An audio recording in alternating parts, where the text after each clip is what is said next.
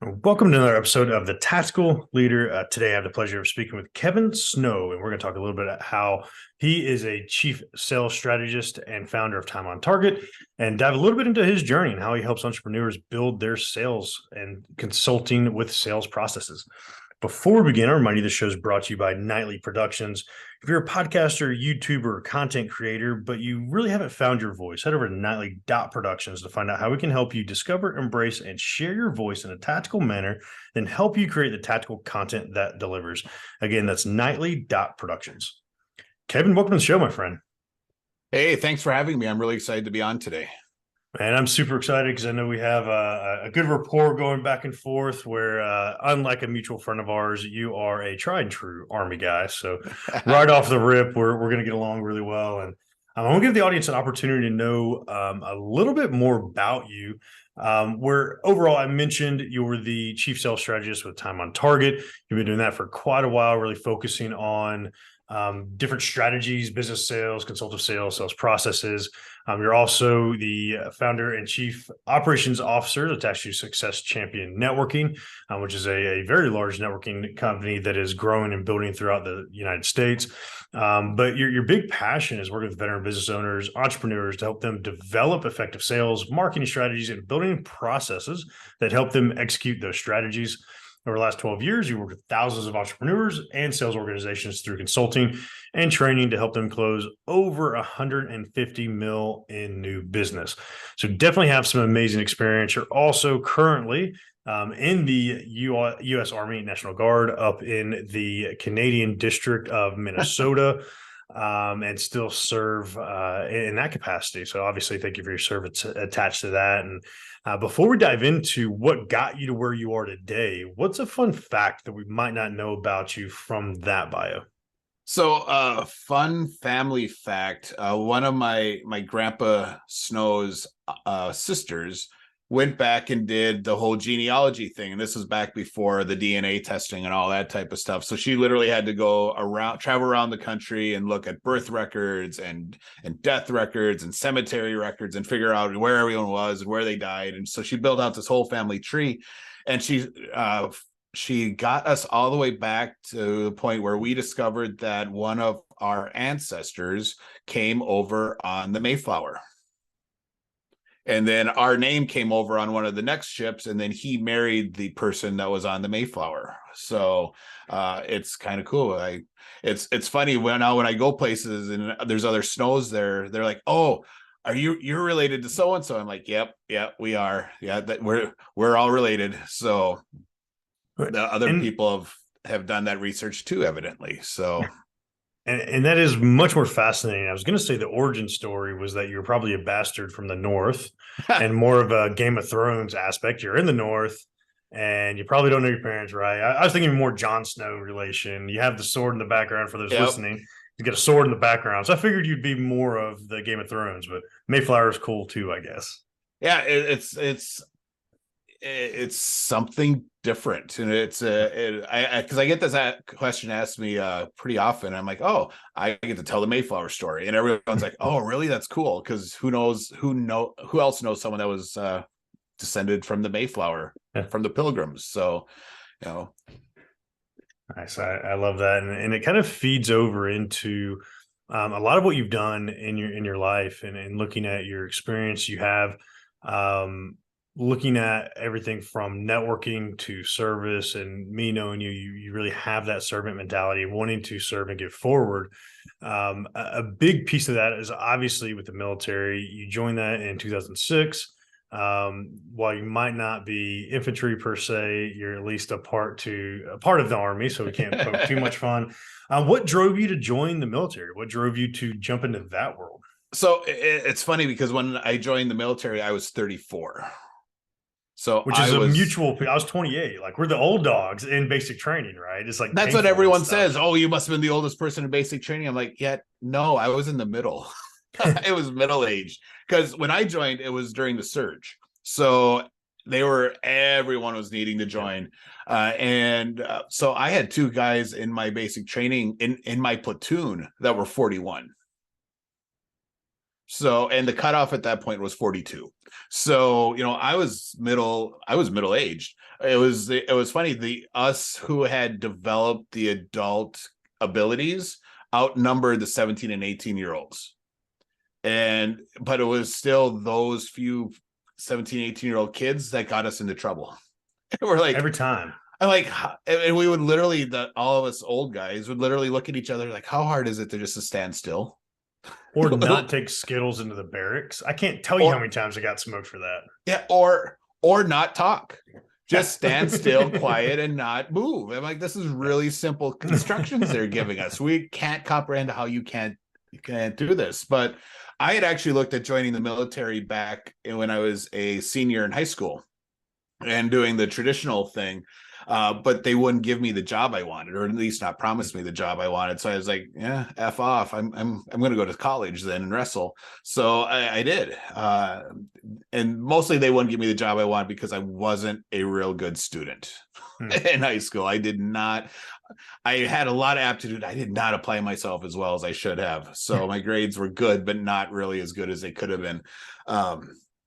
So they wouldn't let me do what I wanted to. So I'm like, all right, fine. So I went off to college and did that. But then, every few years I'd be like, oh, I'd look at enlisting and options and stuff. I'd be like, oh, that's cool. And you do it. And then I'd be like, no, and just go on with my life. And then finally, when I was 34, it was kind of at the point, it's like, I either need to do this or I need to be okay with continually looking back and knowing that I didn't do it.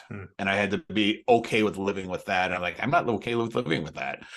So it was actually me and my best friend at the time. We both enlisted together. And we first looked at the Air Force because I knew I was a 34-year-old and I was not in the same physical condition as I was in college and high school. I'm like, oh, let's do Air Force. That'll be way easier. But the only officer slot I could get was in like Connecticut. And they didn't tell me that they would actually pay for me to fly to Air Force Reserves for drills. I'm like, screw that. I know what a lieutenant pays. I'm not using that for an airplane ticket every month. Yeah, the miles would be nice, but that's dumb. I'll lose money on this deal. So we joined the National Guard in Minnesota and got commissioned. Went through basic training as a O3 is everyone, them all calling you sir because they know you're about to be one. So, and then I came back and did the traditional National Guard training. So over 18 months of officer candidate school and getting my bar and then doing all that stuff in school and just moving up and doing all that fun stuff. So you say fun stuff. I'm going to put quotations around that piece of it because it's similar for me. Joining late, and I went through OCS. I did the federal side, so I was on Fort Benning on the infantry world and did the OCS world. And a big piece that they drive into you as you join this, and with us starting later at life, our values, our virtues, a lot of who we are as a person is already formed, right? And an interesting piece is, as you look at time on target, there's a military reference attached to it. There are different things that obviously play in it from my brand, your brand. That military piece follows forward. One thing that I love about what you do as a whole in your marketing is you're very organically you. One of your values is like no dicks allowed, right? Yep. Can you talk to me a little bit about how your values were formed? Did the military shift those at all? And how have you brought that forward into your business? So I think my values have been pretty consistent with over time. I've taken like Strength Finder and different assessments, and those personality traits, those have changed dramatically. So I did like Strengths Finder with an organization pre-enlistment, and then I went through basic training, officer candidate school, all my officer courses, and then I did it again. And the consultant was looking at it. She's like, normally people like have one fall off, have a new one come on, and then things will rearrange. You have 3 brand new ones. Has something significant happened in your life since you did this the last time? Like, well, I joined the Army and went through leadership school. So they're like, oh, that would probably do it, because I got much more strategic, and a lot of the planning detail oriented stuff came much more to the forefront for me. So, but I think the values that I had have always been in place, and they're ones that were put in place with from my parents and growing up on a farm in a rural area where you had to, you couldn't be a dick. You couldn't be the asshole in the community because everyone would know you're the asshole and no one would want to work with you and help you and do stuff. And and I was just talking about this with Pablo on a podcast recording we did earlier. When my grandpa died, there were probably 1,200-1,500 people that showed up at the funeral. The church was full, the basement was full. There were people standing outside wanting to, couldn't get in, but they wanted to be there. And it was because he wasn't a dick. He literally was a person, if someone needed help, he would go help them. And he drew people into the community. So I grew up around values like that. And my dad is very much the same way. I don't want to say was, because he's still here. Let's not kill him off early. But he's that same way. He is very much, someone needs help, he's going to go out his way to help them and want them to be successful and not have to suffer and go through stuff. And, in return, people, if he's gone, people are like, oh, totally, I can come do the chores for you. Yeah, I'll feed the cattle, no problem. Let me know when you're going to be back, all that stuff. And everyone was happy to do it. And I think that's really a cool value to have in business, because it's going to set you up to be that person that people want to come and ask things of and say, hey, I need help doing this. Who do you know?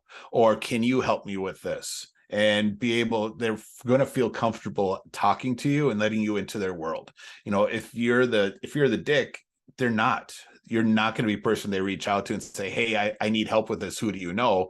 They're going to want to stay away, and they're not going to get you in their world. So it was really important for me as I was forming all my values and making my immutable laws for time on target. And as we were working on the ones for SCN, that, it had to have that same feel. It had to be a community where people wanted to help each other, and that the right people were coming in, and that we had permission to tell the wrong people no. And that was really why I put the, no dicks allowed in mind, is because that gave me the permission to tell clients, yeah, you're not a good fit. You are not who we want to be doing business with, and that's okay. Let me get you to some other people who'll be happy to help you, and that are going to be a better fit.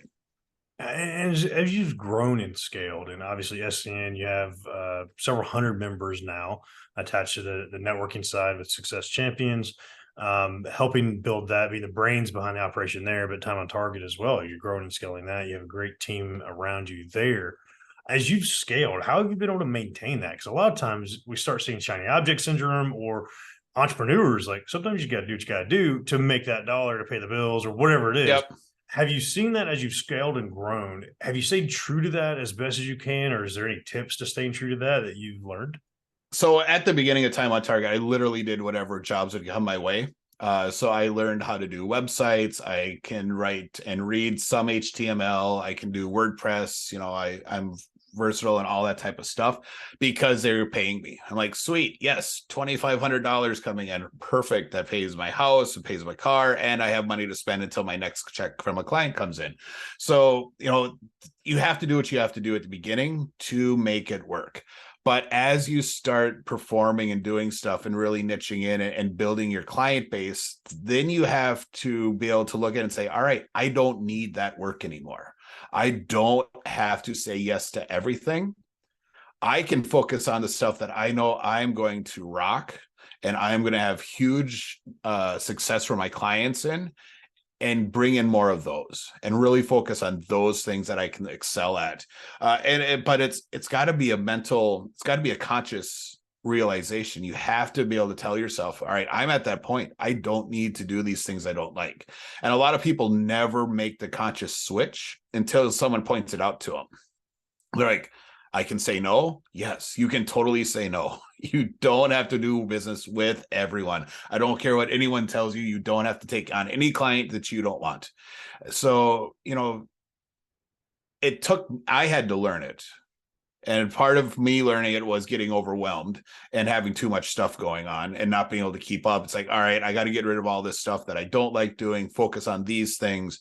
And now I can make processes that are going to be standard across all my clients, that I can now bring someone in to start doing things so I can spend more time working on with the client, being actually helping them design strategy and finding more clients, as opposed to having my head buried in a screen creating automations, and which is fun. I still like doing it. It's a good way to me to get away and kind of let my brain recharge after a day of meetings. Is all right, I'm going to build stuff. Some people do Legos, I do automations. So, but it's a learned thing, and a lot of times it takes getting beat up to realize that, all right, I need to do this better, and then asking people who've been there before. And that's a big one, right? Asking people who've been there before, especially in the military, when you're going through and you're getting. I remember when I was going through basic training, I was getting yelled at by a drill sergeant that was 5 or 6 years younger than me. They had made it up in the ranks, and he was in my face quite a bit. But recognizing in the leadership world and the mentorship world, right? It's so Yep. valuable to find people that have been there, done that, that can guide you in that way. Do you have a mentor or a resource that you can look back at and be like, hey, this right here is something that I'd recommend? This is a mentor, or this is a resource that helped guide me to this piece of it? Yeah, I'm with you. That the mentor thing is really key. And I was like that in basic training too. I'm like, I'm 34 and you all are 20 something. Like, you can yell at me all you want, and it is not going to affect me. You're not going to get that emotional response that you're hoping you're going to get, that you'd get from a 17-year-old. But the nice thing was, being a 34-year-old, I knew what I didn't know. So when I got to my unit after being commissioned, I searched out the NCOs. I found our master gunners. I was at a tank battalion. So I found our master gunners who knew everything and made friends with them. I made friends with platoon sergeants, some first sergeants. And I asked, I went and asked them stuff, and I literally used them. All right, I'm a lieutenant, teach me. And I'd say, all right, so I got to do this. How do I do it? And, that was new for them too, because normally the lieutenants don't do that. So I ended up being, all my favorite people in the military were NCOs.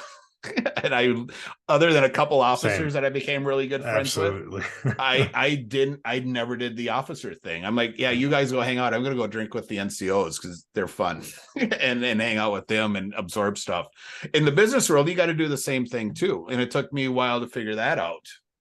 You got to have that person that is a step ahead of you and has broken all the stuff you're about to break, so they can tell you, yeah, no, you don't want to do that. And they can head you off at the pass, and you can bounce ideas off of. So, I've had different people throughout the years, depending on where I'm at in my world and what I was working on, that were mentors at the time. So, and it changes. And as your business grows, your mentors need to grow too, and they need to change because they're going to need to fit what you're currently looking for. So when I started working with Donnie actually became a mentor for a while. And because I That's learned terrifying in so many I ways. know, because I learned a ton of stuff for him, but then, I also was able to mentor him on a bunch of stuff that I was really good at in business that wasn't his thing. And that's why we built a really good relationship and became really good business partners, is because we understand, all right, Donnie, this is where you excel. Kevin, you excel over here, and we leverage each other's strengths. But we know enough about all the other stuff, each other's things, that we can tell them, yeah, no, stop doing that. That's dumb. Here's what's going to happen. Yep. And no, we don't want to work on that right now. Let's wait for this to happen first, to be able to still provide that mentor role. Now we both go outside of each other to find other mentors. Donnie's got a group of CEOs that he talks to, and they talk about stuff. I found a couple cool people that sound and talk like me, but are more ahead of me, that do operational stuff and integration, that I chat with and ask questions to all the time. And we just got to have one on the podcast. He'll be one of our first new episodes in the season. So who I talk to changes, and it's really based on what I need at that time. Right now, my big stuff is, how do I grow a company from 6 figures to 7? And how do my processes need to change? And how do I implement processes that can scale, that I don't have to rebuild at major milestones? And that's a big piece that a lot of entrepreneurs struggle with. And I was on a podcast yesterday, and we were talking about similar things attached to it. And he came up with, he dropped this bomb on me. I'm like, man, this actually makes so much sense. when it comes to processes and me being a fractional COO. So we do a lot of similar work in our individual capacities. And looking at it, he's like, if you add a zero to the end of whatever you're doing in business, can you still continue to do business? So if you have Yeah. 10 clients and you add a zero, can you still handle? And that thought made me laugh, because how many people would freak out if they 10x or added a zero on their aspect of business? And that scaling point going from 6 to 7 is like a big milestone for a lot of Yeah. people, but it means there's a lot of shit that goes into changing that. Yeah, and it's funny that Donnie and I had that exact conversation at one point. This is right when we had launched SCN, and we had a few groups going, and Donnie was doing most of them, and I had a couple, and Donnie and I are doing in one of our planning meetings, and he's like, how are we going to, how do I do 10 of these at once? You know, how do I manage that and still do all this other stuff? And I'm like, well, that's easy. I did 20 in a year when I was doing this for another organization. I'm like, this is what you do. And I rattled it off, and he's like, oh, so that made us then shift. All right, so how do we do 100? What does that process look like? And how do we do that? But it's all perspective. For him, 10 at a time was a ton. I'm like, I had 15 groups going at once that I was supporting. And here's what I did. I brought this person on and this person on, and here's how we managed the visitation and the growth and all that stuff within their process. And it was second nature for me. It didn't faze me at all. So then we had to think bigger. Like, all right, well, how do we go bigger? And that's what you have to think about. What is that level that makes you uncomfortable? 10 was uncomfortable. Yeah, 10 for him was uncomfortable until I was like, yeah, no, that's easy. Here, do it this way. And then it's like, well, crap. All right, what's 100?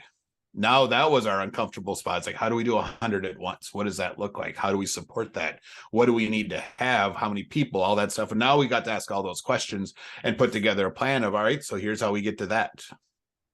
And how have you expanded your thinking to that? And it's kind of an interesting thing. My business builder mastermind here in Atlanta is a conversation that came up the other day. People were talking about making moves and building and growing, and they were thinking about, oh, I just want to add a couple new clients. And a lot of the conversation was small business mentality and small business owners. And a lot of what you're shifting is not necessarily that you're going to be a large business, right? You're not going to have 1,000 employees at some point. Maybe you will. I don't know. That'd be amazing, but that might not be the goal, right? Right. That terrifies the idea for me. But how do you take a big business mentality, an enterprise mentality, and apply it to a small business? Because as you scale, that big business mindset is going to make that small business decision a lot easier, because it really provides those left and right limits for you. You have to have a vision that supports that type of thinking. Most business owners, especially small business owners, don't have the big vision of what they're trying to accomplish with their organization. It is, I'm trying to make money to support my wife or my family, and which is awesome, cool. That is a good goal and focus to have. But looking at SCN, the vision is we want to change how the world networks. Right in that word, in that phrase, we want to change the world. We don't want to change Minnesota. We don't want to change how Texas networks. We want to change how the world networks. So that already is really big thinking of, all right, so we need to be in multiple countries. We need to be this big. We need to go large. So it automatically sets the vision to where we're not thinking of just local. So you need to understand what you're trying to do with your business, and then setting the goals based on that. You don't have to change the world. That is just what we wanted to do, because we both came into SCN, and when we launched it, both of us are like, we don't want to be the networking guys. Neither of us wanted to be back in this world, because we'd done it before. Donnie had launched multiple groups. I ran a area for one of the largest regions in another networking organization. I had over 1,500 members just in my portion of a state. And I was done. When I got out of there, my last meeting, I was like, oh, sweet. I'm not in this anymore, and I'm done. I'm never going back. And now here we are. We're launching a networking organization. So it had to be something big that made it worth our while to do something that we really didn't want to do, and fixing all the stuff that other organizations broke and changing how the world networks was that big thing. that we both, when Elizabeth told it to him, because he's like, I don't want to do networking, and he told her this, and she's like, well, then fix all the stuff you hate. He's like, Which damn is it. huge, right? Yeah. A And then he challenge told me, accepted. yeah. And then he told me, I'm like, fuck, that's exactly what we need to do. We need to fix all the stuff that we hate and change how the world does this. And that's our why. And now we are thinking at, how do we bring on other countries? How do we, I met with the Dominican Republic last week about launching for them. And I had to have cultural conversations. I don't have to do that when I'm meeting with a territory leader in Idaho. Right. It's the culture is relatively the same. But in Dominican Republic, they've never had networking organizations like us before. So that networking group concept is not a cultural thing in their business. So it was overcoming, all right, so what's all those cultural hurdles? And we did the same thing in the Philippines when I met with Gab, who's launching for us there. It's like, all right, so let's talk about how this works in your culture. What is, how are people going to react to different things? And, how do we need to adjust? And thinking about how do you localize a website so that it can support a country that English is not the language. Which is a fascinating challenge overall. Yeah, exactly. And when you get into a bunch of different countries that have multiple languages, if we when we launch into Africa, some of those countries have multiple languages that they use. So do we have multiple, do we have to have the little button up at the top where you pick your country and it changes the website to that language? How does that work? So it's cool because we've set this really high vision, we're now having to have conversations that start thinking about things outside of just, I need to get 2 more clients. Do we still have those conversations? Yes, we still talk about how we need to get, 10 more members. We need to get this level of membership, this level of revenue. What does that take? What does that look like? But now we're looking at how we go big. And the clients are the driving to get us bigger to our actual vision. Yeah, I love that, because that's a huge piece of it, where a lot of people, one of my organizations, we did scale to 155 countries in about 8 months. And it was such a grassroots effort that it's kind of amazing to think about when you're making moves like that. It's not one of those that you just pick up the phone and start calling people. Like, you have to have that momentum expanding, where people think about like the viral nature of attached to different things. You have to kind of create like that virality attached to it with SCN. That's something y'all are doing, the Badass Business Summit y'all are doing, because it goes back to something we talked about a little bit earlier. You stepped into who the hell you are, brought your values into it, and like, this is who I am. I'm going to present this way, which is very different than those who shall not be named in the networking world. But it's a very different mindset, but it's obviously paying forward because you're attracting the right people, the right clients, like you were talking about before. Well, and what you just said is really important, how you present yourself. Even when I had those values established as my immutable laws and time on target, I still felt I had to have the corporate appearance. I had to look like the marketing business person. So I wore things a certain way now, and there were all things I was comfortable in. I liked wearing, I had no issue. I will put on a suit and be completely comfortable in a room, and it doesn't bother me. But it wasn't, at home, I didn't wear button-down shirts. I didn't wear that type of clothing. I wore t-shirts. I wore ball caps. I wore jeans, grunt style t-shirts with a flag on the sleeve, Shocker. Yeah, shocker. Quarter zip sports stuff from my university that I went to. That's what I wore. So, that was one of my big learning pieces working with Donnie, is that, Donnie wears t-shirts everywhere. Literally. And he wears caps everywhere, and that's what he does. So, coming into the idea that, all right, so I don't have to wear all the expected clothing to be in business. I can wear what I want and be me, and it's completely fine. COVID kind of helped with that, because I was stuck at home, and I'm like, screw that. I am not dressing up if I'm going to be in my house all day. You're going to be happy if I have pajama pants on while I'm meeting with you. So true. Yeah. Camera from here up, baby. We're good. Yep. But that's one of my big learning things with Donnie is, all right, so how do I just be me? How do I present myself as just who I am? This is take it or leave it. And I'm going to be on stage. I'm going to be on camera. I'm going to look like this. So even now my new headshots are me in t-shirts and a couple of them, one of them might be a grunt style shirt. Actually, I should have them pay me some appearance fees. But it's stuff that is me and how you're going to get me if you see me on the street. I love that. And I think it's paying forward in so much. And as soon as I did that with my battle brand and, started put the earrings back in, have the tattoo showing all the time, it shifts the dynamic of how one, people react Yep. to you because I was in a suit every day. And then, having that prim and proper, now it's like, oh, you're a different breed of individual, which is I know what y'all are building there. And I love that aspect. And I'm curious, as you're building Time on Target, you're building SEN and you're growing internationally, what's the legacy you're wanting to leave in the world with everything you're putting into it? I think the legacy is that we fix the name that networking is built for itself. And that was another conversation we had with Pablo this morning, talking about building community. When people have been using all these words like unite, build your network, build your tribe, and it's diminished the actual value of what a community is, and it's gotten away from the actual purpose of a community. And I think that's really what we're trying to do with SCN, is getting back to that your network is a community, and it's not about you and what you bring to that network. It's about how you can help everyone else in your network shine. And it's how you help them bring value to everyone. And that's really what we're trying to do. And we're trying, like I said, we're trying to fix networking because it's broke. Everyone, when you say, oh, I'm starting a networking in their group, oh, no, I don't want anything to do with that. And they'll usually throw out a company's name. And we're like, no, we're not them. Here's what we're doing different. And then they come and check it out like, oh, this is way cool. I want to be in this.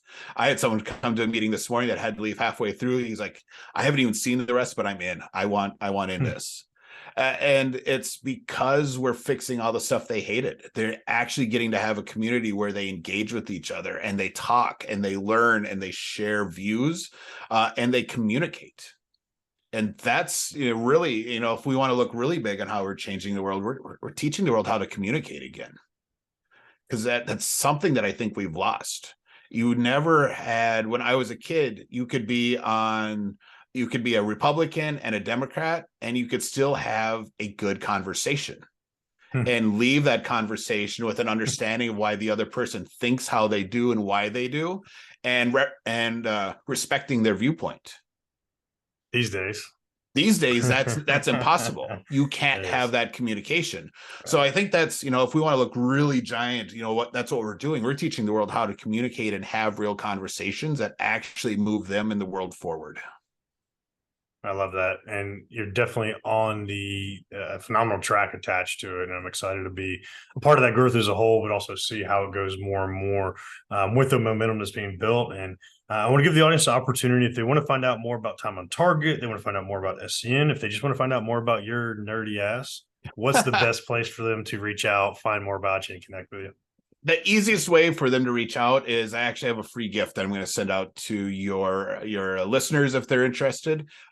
They text the words "sell smarter" to 612-429-4298. I will actually send them a PDF that talks about all the questions they need to ask to understand how their buyers make purchasing decisions, and a list of all the content, how it aligns within the sales process, so they know what type of content to send when.